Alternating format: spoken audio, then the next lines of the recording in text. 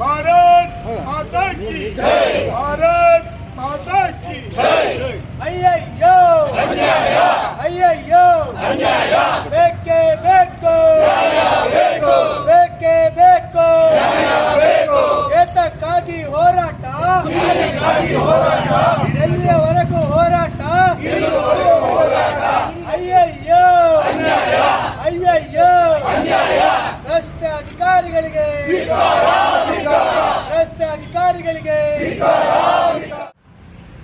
ಸಮಾಜಮುಖಿ ಹೋರಾಟದಲ್ಲಿ ಪಾಲ್ಗೊಂಡಿರ್ತಕ್ಕಂಥ ನಮ್ಮ ಪಕ್ಷದ ಹಿರಿಯರಾಗಿರ್ತಕ್ಕಂಥ ಸತೀಶ್ ಬಾಬು ಅವರೇ, ನಗರಸಭೆಯ ಮಾಜಿ ಅಧ್ಯಕ್ಷರಾಗಿರ್ತಕ್ಕಂಥ ಮೈತ್ರಿ ವಿ ಪಾಟೀಲ್ ಅವರೇ, ಪಕ್ಷದ ಪ್ರಧಾನ ಕಾರ್ಯದರ್ಶಿಗಳಾದ ಸತೀಶ್ ಮತ್ತು ಸಂತೋಷ್ ರಾಯಲ್ರವರೇ, ಮಹಿಳಾ ಮೋರ್ಚಾ ಅಧ್ಯಕ್ಷರಾದ ಗಾಯತ್ರಿ ಅವರೇ, ಹಾಗೆ ಯುವ ಮೋರ್ಚಾ ಅಧ್ಯಕ್ಷರಾದ ಪರಶುರಾಮ್ ಅವರೇ, ನಗರಸಭೆ ಎಲ್ಲ ಮಾಜಿ ಸದಸ್ಯರುಗಳೇ ಮತ್ತು ಪಕ್ಷದ ವಿವಿಧ ಸ್ತರದ ಎಲ್ಲ ಪ್ರಮುಖ ಕಾರ್ಯಕರ್ತ ಬಂಧು ಭಗಿನಿ,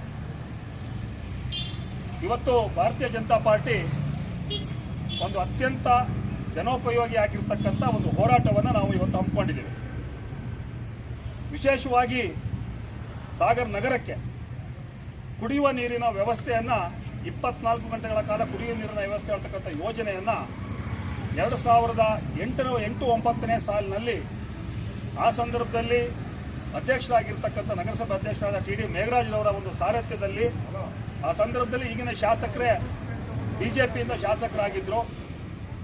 ಹಾಗೂ ವಿಶೇಷವಾಗಿ ಆ ಸಂದರ್ಭದಲ್ಲಿ ಸಚಿವರಾಗಿದ್ದಂತಹ ಹರ್ತಾಳ್ ಹಾಲಪ್ಪನವರ ಒಂದು ಮಾರ್ಗದರ್ಶನದಲ್ಲಿ ಮಾನ್ಯ ಯಡಿಯೂರಪ್ಪನವರನ್ನು ಭೇಟಿಯಾಗಿ ಈ ಒಂದು ಸಾಗರಕ್ಕೆ ಕುಡಿಯುವ ನೀರಿನ ಯೋಜನೆ ಬರಬೇಕು ಅಂತೇಳಿ ಅವರು ಒತ್ತಾಯ ಮಾಡಿದವಾಗ ಮಾನ್ಯ ಯಡಿಯೂರಪ್ಪನವರು ಇದಕ್ಕೆ ಸಮ್ಮತಿಸಿ ಈ ಒಂದು ಯೋಜನೆಯನ್ನು ಸಾಗರಕ್ಕೆ ಕೊಟ್ಟಿದ್ದರು. ಈ ವಿಷಯಕ್ಕಾಗಿ ಆಗಿನ ನಗರಸಭಾ ಅಧ್ಯಕ್ಷರಾಗಿದ್ದಂತಹ ಟಿ ಡಿ ಮೇಘರಾಜ್ ಅವರಿಗೆ ಹೃತ್ಪೂರ್ವಕವಾಗಿರ್ತಕ್ಕಂಥ ಅಭಿನಂದನೆಗಳ ಸಂದರ್ಭದಲ್ಲಿ ಸಲ್ಲಿಸ್ತಾ ಇದ್ದೀನಿ.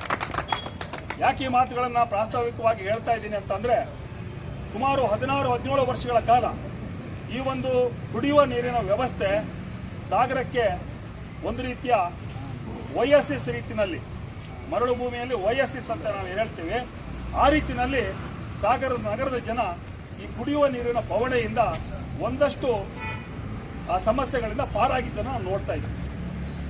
ಆದರೆ ಇವತ್ತು ನಮಗೆ ಬೇರೆ ಬೇರೆ ಮೂಲಗಳಿಂದ ತಿಳಿದು ಬರ್ತಾ ಇದೆ.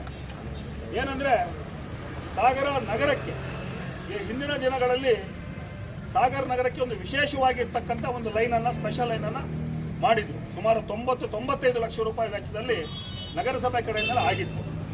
ಆದರೆ ಆ ನಗರಸಭೆಯಿಂದ ಆಗಿರ್ತಕ್ಕಂಥ ಲೈನನ್ನು ಮತ್ತೆ ಬೇರೆ ಬೇರೆ ಕಡೆಗಳಲ್ಲಿ ಸಂಪರ್ಕ ಕೊಡ್ಲಿಕ್ಕೆ ಹೋಗಿ ಸುಮಾರು 90-95 ಲಕ್ಷ ರೂಪಾಯಿಗಳು ಇವತ್ತು ಭಸ್ಮ ಆಗಿರ್ತಕ್ಕಂಥದ್ದನ್ನು, ಆ ಒಂದು ಲೈನ್ ಭಸ್ಮ ಆಗಿ ಇಡೀ ಆ ಮೊತ್ತ ಸಂಪೂರ್ಣವಾಗಿ ಅದು ಯಾವುದೇ ಉಪಯೋಗಕ್ಕೆ ಬರದೇ ರೀತಿಯಲ್ಲಿ ಆಗಿತ್ತು. ಅದು ಒಂದು ಕಡೆ. ಅದರ ನಂತರದಲ್ಲಿ ವಿದ್ಯುತ್ ವ್ಯತ್ಯಯಗಳು ಆಗ್ತಾ ಇದ್ದಾವೆ. ಬಹುಶಃ ನಮ್ಮ ಇಲ್ಲಿ ಸಿಬ್ಬಂದಿಗಳು ಹರಸಾಹಸವನ್ನು ಪಡ್ತಾರೆ, ನಮ್ಮ ಲೈನ್ಮನ್ಗಳಿರ್ಬೋದು, ಸಿಬ್ಬಂದಿಗಳು ಹರಸಾಹಸವನ್ನು ಪಡ್ತಾರೆ. ಆದರೆ ಇಲ್ಲಿ ಕುಳಿತಿರ್ತಕ್ಕಂಥ ಅಧಿಕಾರಿಗಳು, ಅವರಿಗೆ ಒಂದು ಏನು AC ರೂಮ್ನಲ್ಲಿ ಕುಳಿತಿದ್ದಾರೆ, ಅವರಿಗೆ ಇದರ ಸಂಪೂರ್ಣ ಅರಿವು ಆಗ್ತಾ ಇಲ್ಲ. ಯಾಕೆ ಈ ಮಾತನ್ನು ಹೇಳ್ತಾ ಇದ್ದೀನಿ ಅಂದರೆ, ಏನು ಇವತ್ತು ವರದಳ್ಳಿ ಫೀಡರ್ ಅಂತ ಹೇಳ್ತೀವಿ ನಾವು, ಏನು ನಮ್ಮ ನಗರಸಭೆಯಿಂದ ಆಗಿದ್ದಂತಹ ಒಂದು ಸಂಪೂರ್ಣ ಹೊಸ ಏನು ಆ ಲೈನನ್ನು ಸುಟ್ಟುವುದ ನಂತರದಲ್ಲಿ ವರದಳ್ಳಿ ಫೀಡರ್ನ ಮೂಲಕ, ಯಾಕಂದರೆ ವರದಳ್ಳಿ ಫೀಡರಲ್ಲಿ ಯಾವುದೇ ರೀತಿಯ ಒಂದೇ ಒಂದು ಅಕ್ರಮವಾಗಿರ್ತಕ್ಕಂಥ ಸಂಪರ್ಕ ಇಲ್ಲದೆ ಇರತಕ್ಕಂಥ ಒಂದು ಪರಿಶುದ್ಧವಾಗಿರ್ತಕ್ಕಂಥ ಫೀಡರ್ ವರದಳ್ಳಿ ಫೀಡರ್. ಆ ವರದಳ್ಳಿ ಫೀಡರ್ನ ಮೂಲಕ ಸಾಗರ ನಗರಕ್ಕೆ ಈಗ ಪ್ರಸ್ತುತವಾಗಿ ನೀರನ್ನು ಕೊಡ್ತಕ್ಕಂಥ ವ್ಯವಸ್ಥೆ, ಸಂಪರ್ಕವನ್ನು ಮಾಡೋದ್ರ ಮೂಲಕ ನೀರನ್ನು ಕೊಡ್ತಕ್ಕಂಥ ವ್ಯವಸ್ಥೆಯನ್ನು ಮಾಡ್ತಾ ಇದ್ರು. ಆದರೆ ಇತ್ತೀಚೆಗೆ ಕೆಲವೊಂದು ದಿನಗಳ ಹಿಂದೆ ಒಂದು ಮಾಹಿತಿಗಳು ನಮಗೆ ಬರ್ತಾ ಇದೆ. ಆ ಮಾಹಿತಿ ಏನಪ್ಪ ಅಂತ ಅಂದರೆ, ಆ ವರದಳ್ಳಿ ಫೀಡರ್ಗೆ ಆವಿನಹಳ್ಳಿಯ ಸಂಪರ್ಕವನ್ನು ಕೊಡೋದ್ರ ಮೂಲಕ ಅಲ್ಲಿ ಅವರಿಗೆ ಆ ಸಂಪರ್ಕ ಕೊಡ್ತಕ್ಕಂಥ ಕೆಲಸ ಆಗ್ತಾ ಇದೆ ಅಂತಕ್ಕಂಥ ಮಾಹಿತಿಗಳು ಇವತ್ತು ನಮಗೆ ಬರ್ತಾ ಇದೆ. ನಾವು ಆವಿನಹಳ್ಳಿ ಅವರಿಗೆ ಕರೆಂಟನ್ನು ಕೊಡಲಿಕ್ಕೆ, ವಿದ್ಯುತ್ತನ್ನು ಸಂಪರ್ಕ ಕೊಡಲಿಕ್ಕೆ ನಮ್ಮದು ಯಾವುದೇ ರೀತಿಯ ವಿರೋಧ ನಮ್ಮದು ಇಲ್ಲ. ಅವರಿಗೆ ಬೇರೆ ಬೇರೆ ಮೂಲಗಳಿದ್ದಾವೆ. ನಮ್ಮ ರವಿ ಉಡುಪರು ಇಲ್ಲ ಇದ್ದಾರೆ, ಅವ್ರಿಗೆ ಗೊತ್ತಿದೆ, ಆ ಮಾಹಿತಿ ಗೊತ್ತಿದೆ. ಅಧಿಕಾರಿಗಳಿಗೂ ಮಾಹಿತಿ ಗೊತ್ತಿದೆ. ಅದು ಹರಿದ್ರಾವತಿದಿರ್ಬೋದು, ತುಮ್ರಿದಿರ್ಬೋದು, ಹೆಗ್ಗೋಡಿದಿರ್ಬೋದು, ಆ ಭಾಗಗಳಿಂದ ಅವರಿಗೆ ಸಂಪರ್ಕವನ್ನು ಕೊಡಲಿಕ್ಕೆ ಸಾಧ್ಯ ಇದೆ. ಆದರೆ ಇದೆಲ್ಲವನ್ನ ಮೀರಿ ಯಾವುದೋ ಒಂದಷ್ಟು ವ್ಯಕ್ತಿಗಳ ಒಂದು ಪ್ರಭಾವವನ್ನು ಬೀರಿ ಇದು ಆ ಸಂಪರ್ಕವನ್ನು ಕೊಡ್ತಕ್ಕಂಥ ಕೆಲಸ ಆಗ್ತಾ ಇದೆ. ಇದು ಬಹುಶಃ ಅತ್ಯಂತ ಖಂಡನೀಯವಾಗಿರ್ತಕ್ಕಂಥ ಸಂಗತಿ. ಯಾಕೆ ಅಂತಂದ್ರೆ ಇನ್ ಕೇಸ್ ಏನಾದರೂ ಆ ಕಡೆ ಸಂಪರ್ಕವನ್ನ ಕೊಟ್ಟರು ಅಂತ ಅಂದ್ರೆ ಇಡೀ ಸಾಗರಕ್ಕೆ ಕುಡಿಯುವ ನೀರಿನ ದೊಡ್ಡ ಸಮಸ್ಯೆ 100ಕ್ಕೆ 100 ಆಗತ್ತೆ. ಈಗಾಗಲೇ ಸಾಗರದಲ್ಲಿರ್ತಕ್ಕಂಥ ಆಸ್ಪತ್ರೆಗಳಿಗೆ ಕರೆಂಟ್ ಇಲ್ಲದೆ ನೀರಿನ ಸಮಸ್ಯೆ ಆಗಿ ಒದ್ದಾಡ್ತಾ ಇರ್ತಕ್ಕಂಥ ನಾವು ಒಂದು 2-3 ದಿನದ ಹಿಂದೆ ಕೂಡ ನೋಡ್ತಾ ಇದ್ದೀವಿ, ಈ ಹಿಂದಿನ ಕೂಡ ನೋಡ್ತಾ ಇದ್ದೀವಿ. ಇನ್ ಕೇಸ್ ಇವ್ರೇನಾದ್ರೂ ಸಂಪರ್ಕವನ್ನು ಅಲ್ಲಿ ಕೊಟ್ರೆ ಸಂಪೂರ್ಣವಾಗಿ ಅಸ್ತವ್ಯಸ್ತ ಆಗತ್ತೆ. ಯಾಕೆ ಅಂದ್ರೆ ಏನು ಟೌನ್ ಫೀಡರ್ನ ಒಂದು ಈ ಸಂದರ್ಭದಲ್ಲಿ ಇಲ್ಲಿ ಇರ್ತಕ್ಕಂಥ ಮೇಂಟೆನೆನ್ಸ್ ಇದೆ, ಈ ಮೇಂಟೆನೆನ್ಸ್ ಆವಿನಹಳ್ಳಿ ಫೀಡರ್ಗೆ ಇನ್ನೊಂದು ಗ್ರಾಮಾಂತರ ಫೀಡರ್ಗೆ ಕೊಡೋದ್ರಿಂದಾಗಿ ಸಂಪೂರ್ಣ ಮೇಂಟೆನೆನ್ಸ್ ಇರೋದಿಲ್ಲ. ಮಳೆ ಬಂದು ಗಾಳಿ ಬಂದು ಮರ ಬಿದ್ದು ಹೋದ್ರೆ 2-3 ದಿನಗಳ ಗಟ್ಟಲೆ ಕರೆಂಟ್ ಇಲ್ಲದೆ ಇರ್ತಕ್ಕಂಥ ಆ ಭಾಗದಲ್ಲಿ ನೋಡ್ತಾ ಇದ್ವಿ. ಅದೇ ರೀತಿಯ ಪರಿಸ್ಥಿತಿ ನಗರಕ್ಕೂ ಆಗುತ್ತೆ.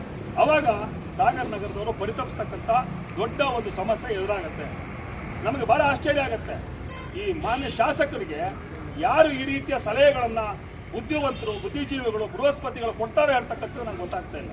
ಮೊನ್ನೆ ಅಲ್ಲಿ ಗೋಪಾಲಗೌಡ ಕ್ರೀಡಾಂಗಣದಲ್ಲಿ ಅಂತ ಒಂದು ಟರ್ಫ್ ಅಂಕಣ 70-80 ಲಕ್ಷ ಹಾಕಿ ಮಾಡಿರ್ತಕ್ಕಂಥ ಟರ್ಫ್ ಅಂಕಣದಲ್ಲಿ ಹೆಲಿಕಾಪ್ಟರ್ ಆಟ ಆಡಿಸೋದು ಅವ್ರಿಗೆ ಯಾರು ಸಲಹೆ ಕೊಟ್ಟರು ಅಂತ ಗೊತ್ತಿಲ್ಲ.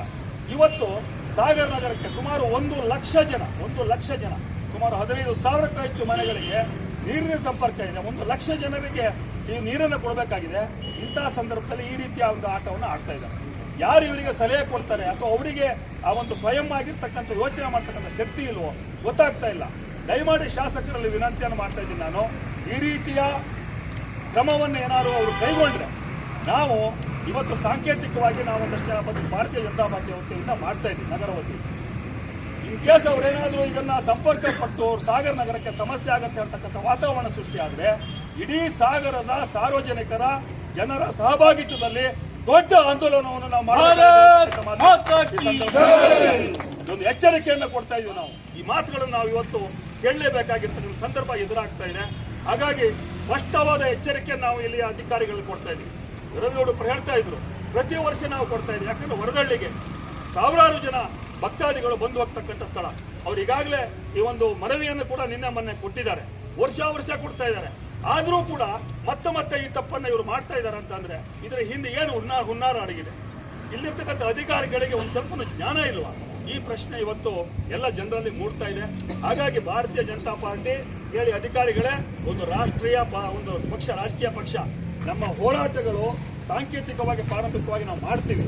ಆದರೆ ಇನ್ ಕೇಸ್ ನೀವು ಇದನ್ನ ಮೀರಿ ತಾವು ಇದೇ ರೀತಿಯ ನಿರ್ಧಾರವನ್ನು ಕೈಗೊಂಡ್ರೆ ಬಹುಶಃ ಈ ಹೋರಾಟದ ರೀತಿ ಮತ್ತು ದಿಕ್ಕು ಬೇರೆ ಕಡೆ ಹೋಗುತ್ತೆ ಅಂತಕ್ಕಂಥ ಎಚ್ಚರಿಕೆಯನ್ನ ನಿಮಗೆ ಈ ಸಂದರ್ಭದಲ್ಲಿ ಮುಖ್ಯಮಂತ್ರಿಗಳಾದಾಗ ಬಂದಿರತಕ್ಕಂಥ ಒಂದು ಯೋಜನೆ. ಈ ಯೋಜನೆಯಿಂದಾಗಿ ಇಡೀ ಸಾಗರದ ಜನತೆ ಒಂದು ನಿಟ್ಟುಸಿರನ್ನ ಬಿಟ್ಟಿತ್ತು, ನೀರಿನ ಸಮಸ್ಯೆ ಬಗೆಹರಿದಿತ್ತು.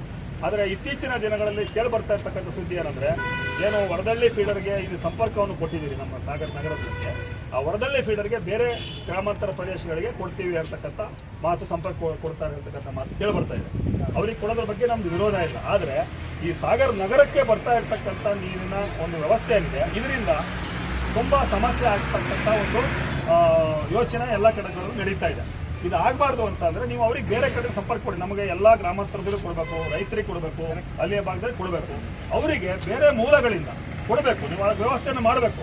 ಅದನ್ನು ಬಿಟ್ಟು ನಾವು ಸಾಗರ ನಗರದ ಇಂಥ ದಿನಗಳಲ್ಲಿ ದೊಡ್ಡ ಹೋರಾಟ ಆಗತ್ತೆ ಅಂತಕ್ಕಂಥ ಮಾತುಗಳನ್ನು ಹೇಳ್ತಾ ಇದ್ದೀವಿ. ಸ್ಪಷ್ಟೀಕರಣ ಕೊಡಬೇಕು ಅಂತ ಹೇಳ್ತೀವಿ. ಈಗ ನಾವು ಹೇಳ್ತಿರೋದನ್ನು 2 ದಿನದಿಂದ ಈ ಸಮಸ್ಯೆ ಕೆಲವು ಭಾಗದಿಂದ ಕೇಳಿಬರ್ತಿದೆ. ಸಂಬಂಧಪಟ್ಟ AW ಅವರು ಹೋಗಿ ಪರಿಶೀಲನೆ ಮಾಡಿದ್ದಾರೆ. ಈಗ ಅದು ಮೂಮೆಂಟ್ ಈಗ ಲೋಡ್ ಜಾಸ್ತಿ ಆಗಿರೋದ್ರಿಂದ ತಾತ್ಕಾಲಿಕವಾಗಿ ಕೊಡಬೇಕು ಅಂತೇಳಿ ಇದು ಮಾಡಿದರು. ಬಟ್ ಅಂದರೆ ಹರಿದ್ರಾವತಿ ಇದು ಸ್ಟೇಷನ್ ಚಾರ್ಜ್ ಆಗಿದೆ. ಈಗ ಪರ್ಯಾಯವಾಗಿ ಆ ಕಡೆಯಿಂದನೂ ಸ್ವಲ್ಪ ಲೋಡನ್ನು ತೊಗೊಂಡ್ಬಿಟ್ಟು ಬ್ಯಾಲೆನ್ಸ್ ಮಾಡಿ ಈ ಕಡೆಯನ್ನು ನೀವು ತಾವೇನು ಹೇಳ್ತಿದ್ದಾರೆ ಇದನ್ನು ಯಥಾಸ್ಥಿತಿ ಕಾಪಾಡ್ಕೊಳ್ಬೇಕು ಅಂತೇಳಿ ಮಾಡ್ತದೆ. ಅದನ್ನು ಇದು ಮಾಡ್ತಾರೆ. ನಮ್ಮ ಗಮನಕ್ಕೂ ಬಂದಿದೆ. ನಮ್ಮ ಎಕ್ಸಿಕ್ಯೂಟಿವ್ ಇಂಜಿನಿಯರ್ ಹೋಗಿ ನೋಡಿದ್ದಾರೆ. ಆಮೇಲೆ ಸಂಬಂಧಪಟ್ಟ ಏನು AW ಅವರು, ಗ್ರಾಮೀಣ ಭಾಗದ AW ಅವರು ನೋಡಿದ್ದಾರೆ. ಅದನ್ನ ಮಾಡ್ತಾರೆ, ಕ್ಲಿಯರ್ ಮಾಡ್ತಾರೆ. ಯಥಾಸ್ಥಿತಿಗೆ ಧಕ್ಕೆ ತರಬೇಡಿ. ಹೌದೌದು. ಯಾಕಂದ್ರೆ ತಾವೇನು ಹೇಳ್ತಿದ್ರಲ್ಲ, ಕುಡಿಯೋ ನೀರು ಅಂತಂದ್ರೆ ಎಲ್ಲರಿಗೂ ಅಗತ್ಯವಾಗಿರ್ತಕ್ಕಂಥದ್ದು. ನೀರು ಬೆಳಕು ಏನಿದೆಯಲ್ಲ ಎಲ್ಲರಿಗೂ ಅಗತ್ಯ, ಮೂಲಭೂತ ಸೌಕರ್ಯ. ಇದನ್ನ ಎಲ್ಲರೂ ಒದಗಿಸಲೇಬೇಕಾಗುತ್ತೆ. ಅದನ್ನ ಮಾಡ್ತಾರೆ.